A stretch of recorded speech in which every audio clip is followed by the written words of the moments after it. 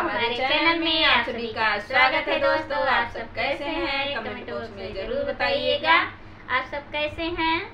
और आप सबके लिए बहुत ही सुंदर खुशबू गाना लेके आई हैं, लाचारी गीत लेकर आए हैं। दोस्तों, आप सबको कैसा लगेगा कमेंट बॉक्स में जरूर बताइए। और छोटा सा ही है, प्यारा सा है, आप सब फुल आवाज करके सुनिएगा गाने को, तभी गाने का बोल भी पता चलेगा, आनंद भी आएगा। अभी थोड़ा सा सुन लो, उसके बाद उसका कोई महत्व नहीं है। आप लोग पूरा सुनिएगा, पूरा आनंद लीजिएगा।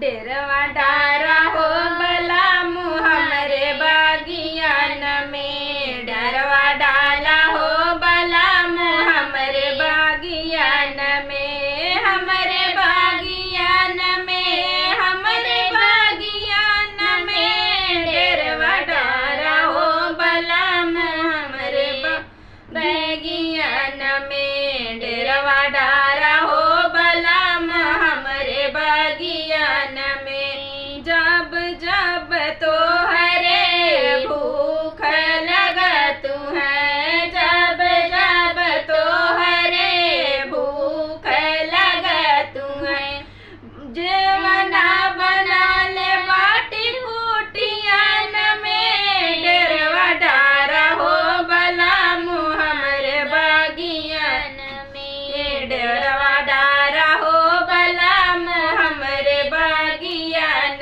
में, डेरवा डारा हो बला हमरे बागियान में, हमरे बागियान में, हमरे बागियान में, डेरवा डारा हो बला हमरे बागियान में। जब तो हरे प्यासो लगत है, जब जब तो हरे प्यासो लगत है, गाड़ी ला भरल रहे कुटियान में, डेरवा डारा हो बला हमरे बागियान में, डेरवा डारा हो बला हमरे बागियान में, हमरे बागियान में, हो हमरे बागियान में, डेरवा डारा हो बला हमरे बागियान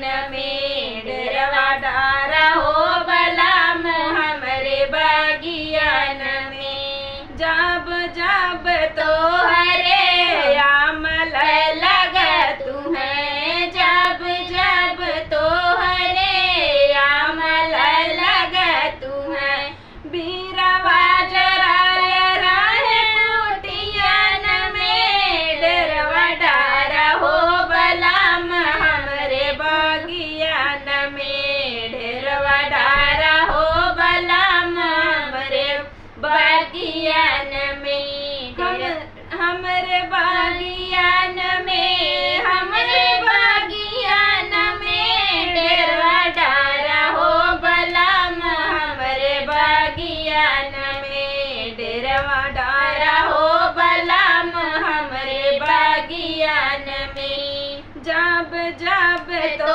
हरे नींद लगत है, जब जब तो हरे नींद लगत है, से जिया लगल रहे कुटियान में, डेरवा डारा हो बला हमरे बागियान में, डेरवा डारा हो बला हमरे बागियान में, हमरे बागियान में, हो हमरे बागियान में, डेरवा डारा हो बला हमरे बागियान में, डेरवा डारा हो बला हमरे बागियान में।